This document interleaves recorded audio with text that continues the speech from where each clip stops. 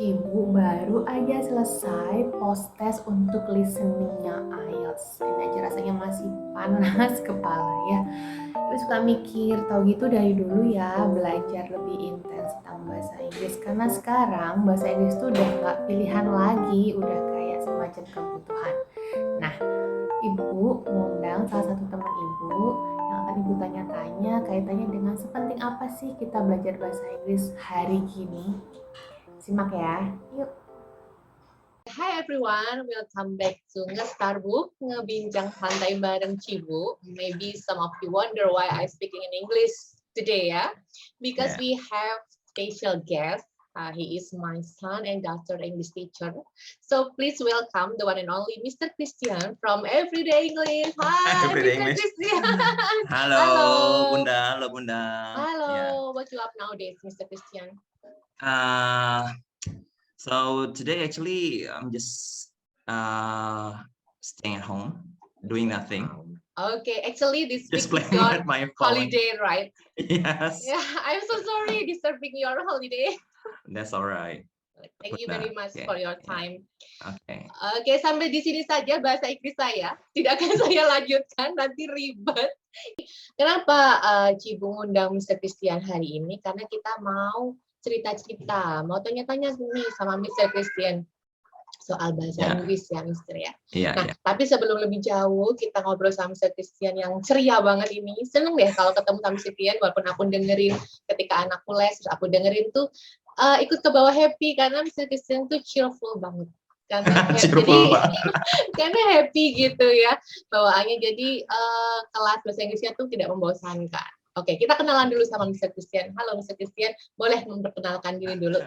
Oke, namanya Christian Ade Chandra. Biasanya kalau dipanggilnya Christian. Kalau siswa saya biasanya manggilnya Mr. Chris gitu kan. Atau Mr. Christian sih. Kalau Mr. Tian nggak ada yang manggil sih ya. Biasanya Mr. Chris atau Mr. Christian. Tapi ada yang manggil Opa nggak? Opa ada, Opa, Opung, Bunda. Oke, Mr. Christian. Terus kegiatannya apa, Mr. Christian? Kalau sekarang ini karena kita masih libur, murid-murid saya juga saya liburkan semua, Bunda. Nggak ada yang les sama sekali, karena mereka juga perlu refreshing ya. Kalau belajar terus stres mah, ya kan. Nah, makanya ya paling kalau misalnya pas lagi libur gini ya kita cuma ini aja sih, jalan-jalan sama keluarga kemana. Kesibukan Miss Christian di luar liburan, artinya pekerjaan mungkin. Ya, kalau kerjanya biasa ngajar, Bunda, dari pagi sampai malam itu sampai weekend, sampai minggu tetap ngajar, Bunda. Ya, jadi tidak ada waktu santuy. Iya, Mr. Christian ini adalah bisa disebut apa ya, guru bahasa Inggris ya, atau apa namanya, English teacher boleh nggak? English teacher ya. Jadi tapi bukan di instansi seperti sekolah, tapi beliau mendirikan sendiri nih apa namanya les-lesan. Kalau dibilang les-lesan ya, tapi kursus ya, mendirikan sendiri kursus bahasa Inggris, dikelola sendiri dan jadwalnya tuh dia sendiri. Dan apa namanya tuh kan ketawa terus kalau sama Mr. Christian, apa namanya, dan dia tuh semuanya sendiri dari pagi sampai malam. For information, susah loh dapat jadwalnya Mr. Christian ini karena hampir dibilang full ya, dari Senin sampai Senin lagi, dari pagi sampai malam. Bahkan anak-anak saya tuh dapatnya tuh malam terus nih, setelah maghrib ya. Dan Mr. Christian ini tipe khususnya tuh lebih ke semi private, jadi sekalinya ngajar itu 2 orang, jadi lebih intensif. Waktunya sekitar 45 menit, tapi benar-benar nggak ada dikasih waktu buat bengong gitu loh. Aktivitasnya tuh jalan terus, apa namanya, diajak ngomong terus, banyak activitiesnya, terus jadi lebih efektif ya, karena 2 orang, Mr. Christian juga pendekatannya dan treatmentnya tuh personal juga. Jadi ya so far so good gitu ya, Mister. Nah, Mister, kalau yang jadi muridnya tuh cuma anak-anak atau sampai sampai usia berapa, atau Mister ini ngajar apa aja sih? Murid saya itu, Bunda, saya itu bisa ngajar dari murid usia 5 tahun sampai usia dewasa, Bunda. Bahkan murid saya yang paling tua pun itu ada 62 tahun. 62 tahun. Ya, beliau direktur perusahaan. Ya, jadi saya juga heran ya kenapa bisa percaya sama saya ya, dalam artian kan biasanya kan orang-orang seperti itu kan mintanya mungkin ya yang lebih percaya sama lembaga gitu kan ya Bunda ya, karena beliau itu pinginnya conversation aja, bukan IELTS. Kalau IELTS memang saya tidak mengadakan tesnya, jadi buat apa gitu kan. Jadi saya selalu sarankan kalau IELTS memang saya suruh ke tempat lain aja gitu kan, ke lembaga, karena mereka mengadakan juga. Kalau saya mengajar semua Bunda, hampir semua. Jadi kayak yang pertama buat young learners itu juga saya ngajar, yang pasti ya kayak anak-anak Bunda itu kan kecil-kecil semua. Ya, terus kedua general English-nya juga ngajar, itu yang biasanya mulai dari SMP sampai dewasa juga sih, masih general English bisa. Terus kemudian business English juga bisa ajar, TOEFL juga. Tapi yang kalau misal Bunda yang paling sering mana? Yang paling sering itu general English, paling sering. Untuk yang dewasa. Jadi udah full book nih, Mr. Christian nih jadwalnya ya. Kalau jadwalnya sekarang nih agak susah-susah gitu loh Bunda. Kalau misalnya kalau mereka mau ditempatkan di weekend, tapi masalahnya weekend juga saya sekarang lagi nggak nerima murid lagi. Guru tetap butuh istirahat ya, biar fresh juga. Iya. Kebayang loh, Mister tuh dari pagi sampai malam padat banget, cuma istirahat 15 menit kan. Itu juga ketemu orang lain mungkin 10 menit, juga Bunda. 10 menit kan. Nah, itu juga butuh mood yang bagus dong. Kalau misalnya capek, penat juga nggak enak juga deliver ilmunya. Nah, kalau melihat nih, Mister bisa dilihat kan full ya. Berarti kan kebutuhan bahasa Inggris ternyata orang udah mulai menyadari ya. Kalau dulu mungkin di usia-usia saya masih kecil itu sepertinya Inggris itu masih opsi. Kalau sekarang kayaknya udah nggak opsi lagi, udah bukan pilihan lagi. Tapi kalau menurut Mr. Christian sendiri, menurut perspektif Mr. Christian, kebutuhan bahasa Inggris nowadays itu gimana sih? Sebenarnya bahasa Inggris itu gini ya, kalau misalnya kita lihat siswa-siswa zaman sekarang kan mereka lebih ke arah ini ya, kayak belajar itu dari dulu lah, dari saya dulu waktu masih SD gitu kan, kita dari dulu belajar bahasa Inggris itu kan terlalu terpatok sama yang apa ya, mungkin banget. Kayak grammar belajarnya gitu kan, grammar banget, terus apa paling inilah listening gitu kan. Kalau speakingnya mungkin minim banget kan. Nah, padahal kan bahasa Inggris itu kan sebenarnya tujuannya buat apa sih? Buat dikomunikasikan kan, bukan buat kayak cuma ya aku tuh punya knowledge, cuma itu aja. Ya, kalau di sekolah kan kesannya cuma kayak gitu aja, aku cuma punya knowledge, tapi aplikasinya gimana? Justru yang susah aplikasinya. Yes. Tantangannya lebih banyak di situ. Betul, Mister. Aku tuh juga dari dulu tuh les sebenarnya ya. Cuma karena mungkin tidak dipraktikan, terus tidak pede kan, karena kemungkinan ya kalau kerjain tes nilainya bagus, tapi begitu disuruh ngomong, betul. Iya kan, jadi hanya sebagai bahasa Inggris pasif ya, tidak bisa dibilang aktif, belum tentu yang pasifnya bagus, aktifnya bagus juga.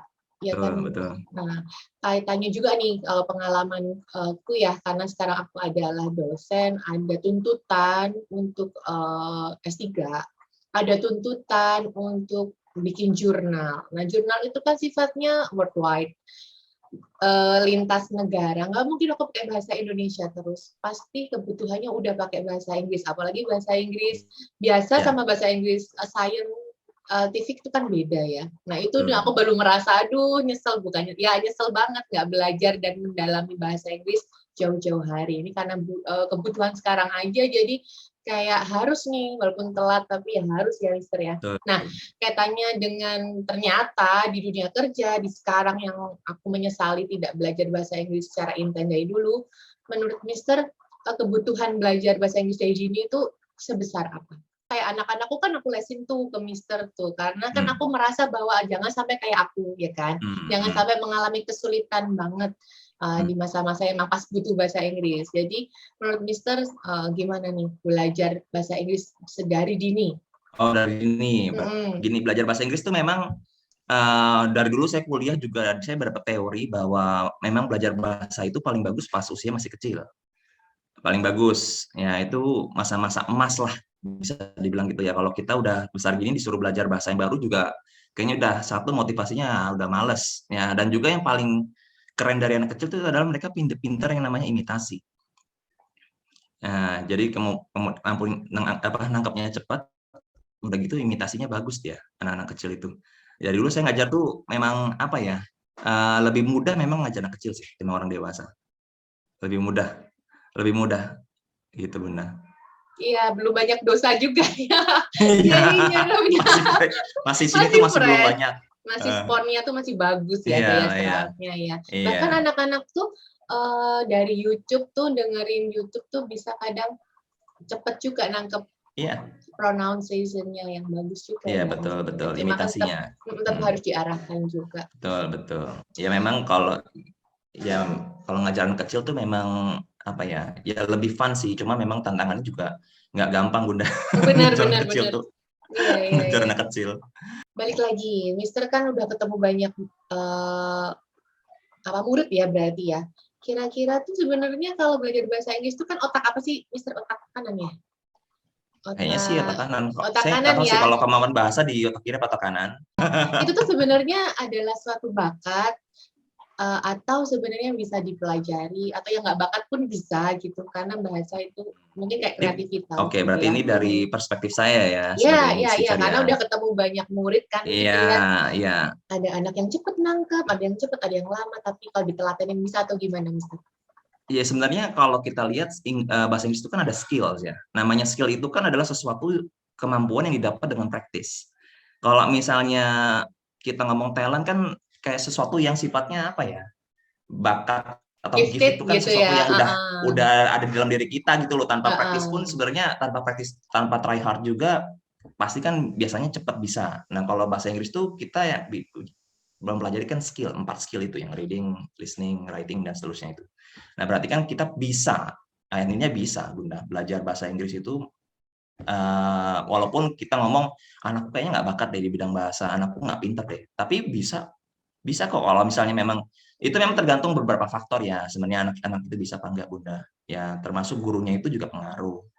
Nah, kemampuan memotivasinya, kemudian kemampuan mengajarkan sesuatu yang sulit menjadi tidak sulit, itu kan sesuatu yang bikin orang termotivasi, oh ternyata bahasa Inggris itu nggak sulit, karena kita harus mengubah mindset-nya dulu sebenarnya.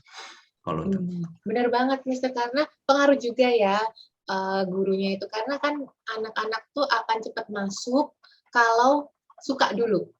Betul. Kalau udah terpaksa, udah kayak les tuh, yuk les yuk, males, udah kayak cemberut dan lain sebagainya, itu pasti udah defense juga ya sel-sel otaknya untuk menerima. Tapi begitu dia disuruh tuh dengan senang hati datang, dengan senang hati menyimak, tuh kayaknya dan ikhlas ya, itu tuh lebih cepat. Nah, itu juga pengaruh dari gurunya juga, ya kan. Bagaimana membawakan materi itu nggak terasa kayak diajarin gitu, kayak semacam ngobrol, kayak semacam ya diskusi. Diajak ngomong, iya. Banyak games, banyak games. Kalau yang untuk anak gede kayak saya, ada gamesnya nggak, Mister, biar nggak bosan? Kalau yang dewasa gitu sebenarnya gamesnya itu ada Bunda, cuma kan maksudnya kalau sendiri gitu juga kita bingung gamesnya. Karena gini, kadang kalau misalnya kita kasih game yang gini ya Bunda, kadang kalau kayak di virtual meeting kayak gini itu susahnya itu karena saya dulu kan pernah ngajar di lembaga juga sama di sekolah, jadi kan kayak kita kayak terbatas ini loh Bunda, kayak jaraknya gitu loh. Biasanya kalau saya dulu di lembaga, saya itu dijulukinya King of Games Bunda. Dari semua teacher saya yang paling saya terkenal adalah teacher yang paling kreatif membuat game. Karena enak, karena sekelas itu kan banyak orangnya. Dari mulai anak kecil sampai anak remaja, terus orang besar, tuh saya yang bikin game, sampai pada teacher-teacher yang lain, bahkan native speaker pun juga minta sama saya kalau game itu, karena saya nyiptain sendiri. Ya mereka bingung, kok kamu bisa sih bikin game kayak gini gitu loh. Kok bisa gitu. Nah, kadang kan kalau misalnya udah virtual meeting gini susah Bunda. Iya. Kayak interaksinya gitu loh. Apalagi kan paling kalau cuma kalau berdua, murid ada 2 bisa kita main game. Jadi kayak apa ya, kompetisi gitu bisa sih. Ya, tapi kalau sendiri main game sendiri garing banget. Iya, bisa kan diajak ngobrol apa gitu. Jadi kan kalau menurut saya ya Bunda ya, dari pengalaman saya, semakin besar anak itu, maksudnya orang itu semakin besar, dia semakin nggak gitu suka game sebenarnya. Oh, gitu ya. Karena kayak apa ya, kayak udah mulai jaim gitu. Itu mulai kerasa Bunda. Bener. Itu kalau udah mulai anak-anak remaja tuh biasanya kalau udah main gamenya yang benar-benar mereka tuh harus tampil. Nah, itu tuh ya takut salah, mereka tuh malu kalau salah. Iya, ya udah mulai di sini tuh males. Dia benar-benar. Iya, anak kecil kan gua. Saya pernah masuk di kelas conversation di salah satu lembaga bahasa Inggris dulu waktu kuliah.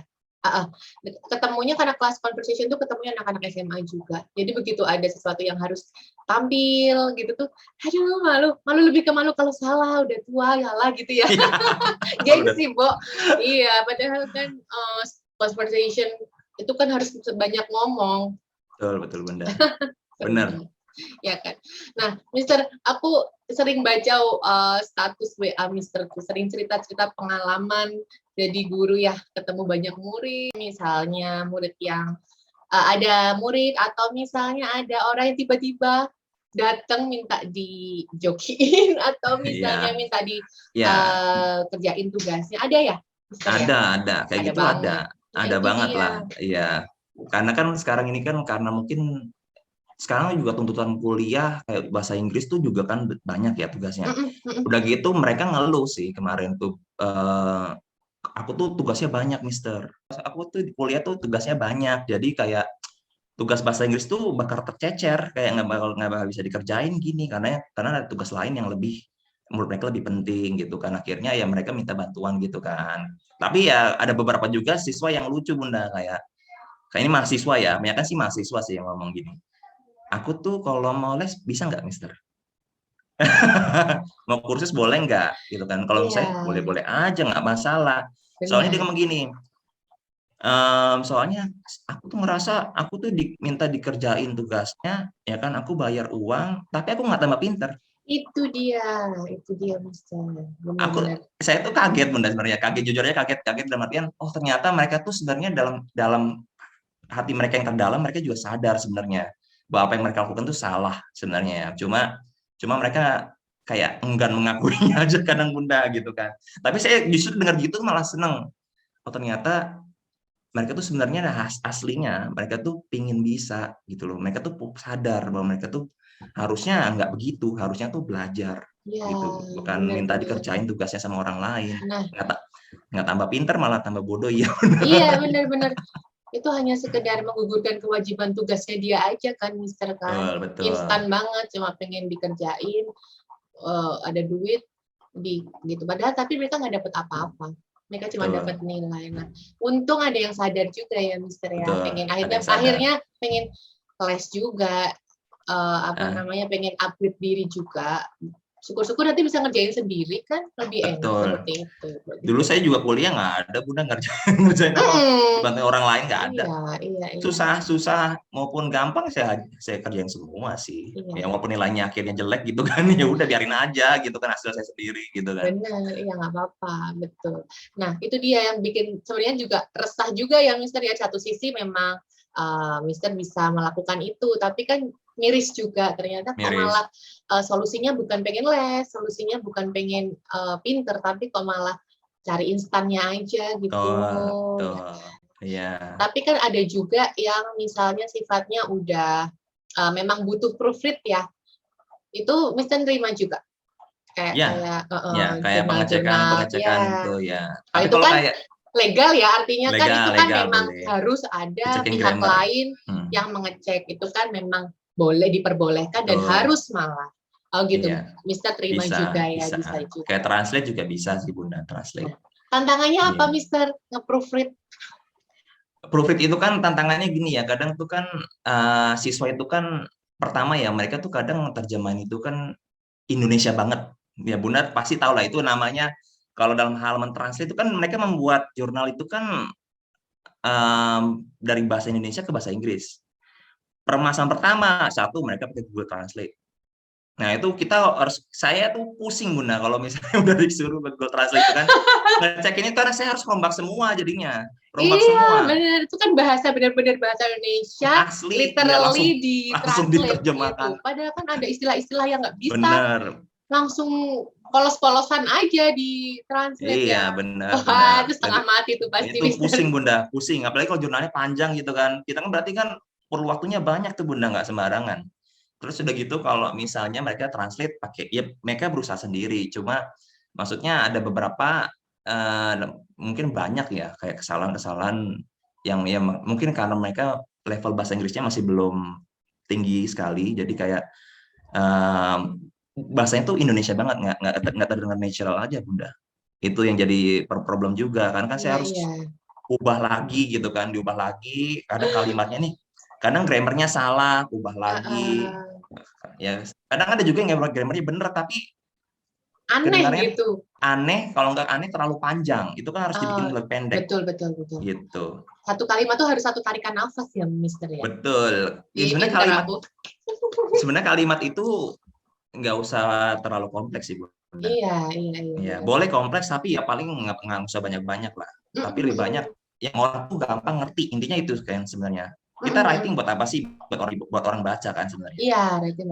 Iya, kalau misalnya mereka nggak paham, kita mau pakai grammar tingkat dewa pun, kalau mereka nggak ngerti buat apa gitu menurut saya. Bener. Dulu waktu kuliah juga saya gitu Bunda. Waktu kuliah, belajar grammar gitu kan, yang tingkat-tingkat yang udah tinggi gitu kan, saya coba di writing gitu kan. Terus ternyata dalam aplikasinya ternyata tidak selalu semuanya dibikin sulit, dibikin keren dengan cara membuat karena itu jadi kompleks sekali enggak sebenarnya. Itu keliru banget sebenarnya. Itu pemahaman saya yang berubah Bunda dari kuliah terus kemudian pengalaman kerja kelihatan ternyata Inggris itu tidak seperti itu. Tidak harus gitu. Iya. Terus misalnya Mister juga nge-proofread sesuatu yang di luar keilmuan Mister itu juga tantangan juga ya. Misalnya tentang kedokteran gitu kan istilahnya udah macam-macam lagi tentang kimia gitu ya, pernah ya Mister? Kalau misalnya kayak kedokteran gitu sih sebenarnya Bunda, kalau kayak dokter gitu memang saya ngelesin beberapa dokter sih, dan tapi mereka tidak pernah kayak istilahnya belajar minta untuk spesifik khusus ya, dalam artian mempelajari kosakata gitu, karena mereka tahu mereka kan belajar itu sendirinya gitu loh. Dan yang jadi problem mereka sebenarnya masalahnya adalah gimana caranya menggunakan bahasa Inggris dalam komunikasi nanti. Ada juga yang kemarin itu sempat saya ngajar dokter juga, beliau itu sedang ambil spesialis ya, radiografi kalau nggak salah, saya lupa nama jurusannya apa. Nah, beliau tuh ngomong, saya tuh perlu bahasa Inggris karena dosen saya ngomongnya bahasa Inggris. Ya, itu banget. Itu katanya, kalau saya nggak ngomong bahasa Inggris, nanti saya gimana? Terus kemudian ada juga yang kayak butuh TOEFL-nya untuk ambil spesialisnya, itu Bunda. Itu kan juga mau nggak mau harus belajar. Sebenarnya kebutuhannya sih, kalau sejauh ini sih belum pernah sih kayak handle siswa, tapi kebutuhannya khusus dalam artian mempelajari kosakata yang berkaitan dengan bidangnya itu enggak sih sebenarnya, lebih karena mereka kesulitannya di ininya komunikasinya. Iya benar ya, karena kalau yang kebutuhan khusus biasanya untuk yang sifatnya bikin jurnal itu Mister, nulis jurnal. Iya itu pusing. Itu pusing banget. Iya. Terus Mister, tipsnya nih buat aku yang mungkin udah nggak bisa dibilang terlambat juga, tapi kan udah nggak muda juga, atau siapapun deh, mungkin kan banyak juga murid-murid Mister yang usianya nggak muda lagi untuk belajar bahasa Inggris tuh, tipsnya apa ya Mister? Karena kadang aku tuh nggak pede tuh udah kayak musuh utama ya Mister, karena malu ya ngomong bahasa Inggris, takut salah. Betul. Gitu. Sebenarnya kalau untuk belajar bahasa Inggris itu ya, kalau untuk yang dewasa itu sebenarnya memang tidak ada yang terlambat. Memang ada yang terlambat ya. Itu diri kita sendiri yang membatasi ya. Motivasinya gimana? Mau tetap berusaha apa enggak? Sebenarnya dari usaha sebenarnya, dari tekun apa enggak sebenarnya. Kalau menurut saya pribadi memang kalau bahasa Inggris itu karena dia bahasa, maka kita perlu namanya teman atau komunitas yang bisa mensupport kita sebenarnya. Kalau misalnya kita misalnya nggak ada teman ya, nggak ada sparring partner gitu kan, ya kita siapa lagi temennya ya, pasti ya guru kita. Makanya kalau bagi kalian yang mungkin misalnya tidak ada misalnya maaf kata dari pihak orang tua tidak lancar bahasa Inggris, mungkin dari adik atau kakaknya tidak ada yang bisa mensupport juga, itu alangkah lebih baiknya memang dikirimkan ke kursus gitu kan, karena di situ ketemu komunitas ya. Jadi intinya itu sih sebenarnya, ada orang teachernya juga yang bisa membimbing sebenarnya gitu Bunda. Jadi jangan sampai terpercaya sama iklan Bunda. Sebenarnya bahasa Inggris itu tidak ada 3 bulan tuh. Banyak banget itu sekarang di Instagram. Ini kalau saya ngomong gini, nanti saya bisa di demo habis-habisan Bunda. Sebenarnya ini sebenarnya adalah suatu edukasi, kita mengedukasi aja. Ini adalah sesuatu yang sebenarnya tidak banyak disingkap oleh tempat kursus ya, karena mereka takut kan mungkin nggak dapat murid nih.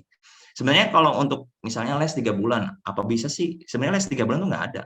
Itu tergantung dari levelnya dulu. Levelnya dia apa? Kalau misalnya levelnya sudah intermediate, oke lah 3 bulan cacis-cus bisa lah. Saya yakin lah. Tapi kalau misalnya dari 0, 3 bulan, metodenya apa? Saya juga penasaran. Karena dalam bahasa Inggris itu belajar tuh nggak bisa cepat-cepat instan. Bahasa Inggris itu karena terlalu kompleks. Nah, 3 bulan tuh nggak mungkin bisa lah. Saya berani taruhan apa gitu kan, nggak mungkin bisa. Nah, kalau menurut standar internasionalnya Bunda ya, menurut international standarnya, sebenarnya bahasa Inggris itu dari levelnya ada 0 ke A1, terus A2, naik lagi ke B1, B2, C1, C2. Ya kan? Nah, dari level 0 sampai ke level yang C1 itu kan advance ya C1. Kalau yang sudah C2 itu kan sudah expert hitungannya kan. Nah, kalau sampai 0 ke mana C1 itu Bunda pasti kaget. Kita perlunya 1000 jam. Kurang lebih. 1000 jam itu kalau Bunda, kalau misalnya ya kita anggaplah kita les seminggu 2 kali, 1 jam 1 jam. Berarti kita perlu waktu sekitar 10 tahun kurang lebih untuk bisa sampai ke level advance. Itu tapi nggak ada banyak yang nyingkap, nggak ada yang berani nyingkap gitu, ya kan? Sebenarnya harus dibilang kayak gitu karena biar apa? Biar nggak PHP aja sebenarnya sih. Kadang-kadang kan urusan PHP demi dapat orang. Kalau mas saya nggak. Kalau misalnya ada orang tua nanya, Mister perlu waktu berapa lama? Lama, Bunda. Nah, Bunda gimana? Mau tetap mau sama saya? Kalau memang Bunda mau sabar, yang penting punya sabar, mau sabar sama saya. Pasti saya bimbing anaknya sampai bisa. Tapi kalau misal Bunda maunya nggak sabar atau Bapak maunya nggak sabar, maunya pengen cepat instan gitu kan, setahun bisa, saya nggak jamin. Karena susah, seminggu ketemu 2 kali. Gimana caranya Bunda bisa ngomong cacis, padahal tujuannya cacis kan pingin anakku pingin kayak bule gitu kan. Nah itu menurut saya sesuatu yang mengada-ngada aja sebenarnya. Iya, nggak realistis ya, Mister ya. Betul. Jadi mungkin tulisannya belajar mahir bahasa Inggris 3 bulan, terus ada tanda bintangnya nggak kelihatan gitu. Term and condition apply. Betul Bunda. Ya itu menurut saya nggak ini banget sih. Kasihan, menurut saya kasihan orang-orang yang karena mereka bayar uang tuh. Jadi lebih baik sih ngomong dari awal sih, harusnya ya. Semua lembaga itu ngomong dari awal. Belajar bahasa Inggris itu tidak sebentar. Gitu. Nggak usah kita, orang Inggrisnya sendiri aja nggak langsung pinter juga kok belajar bahasa Inggris, ya kan? Itu aja mereka banyak nilainya jelek, gitu. Artinya kan, kenapa kita dituntut sempurna dalam waktu cepat? Yang di sana aja juga belajar, nggak berhenti-berhenti. Ya kan, Mister? Betul, Bunda. Menarik banget ngobrol sama Mister. Nanti kita ngobrol lagi ya, Mister, yang lebih advance lagi, misalnya tips and trick menghadapi IELTS nih. Aku banget nih. Ini lagi liburan sebenarnya, Mister, aku gangguin. Nggak apa-apa, Bunda. Ya, pokoknya ini aja lah, Bunda lah. Kalau misalnya perlu bantuan apa, nggak apa-apa. Siap. Iya, Bunda. Mantap. Thank you so much, Mr. Christian, for your time. Sama Bunda ya, sama-sama. Selamat berkumpul dengan keluarga, selamat tahun baru. Sampai ketemu tahun depan ya, kita ketemunya ya. Tahun depan ya. Oke, gitu ya Bunda. Iya, thank you so much. Salam untuk keluarga. Sama-sama Bunda. Ya, sama-sama Bunda. Terima kasih sudah diundang podcast lagi Bunda ya. Nanti kapan-kapan lah kita ngobrol-ngobrol lagi ya. Yang lain ya.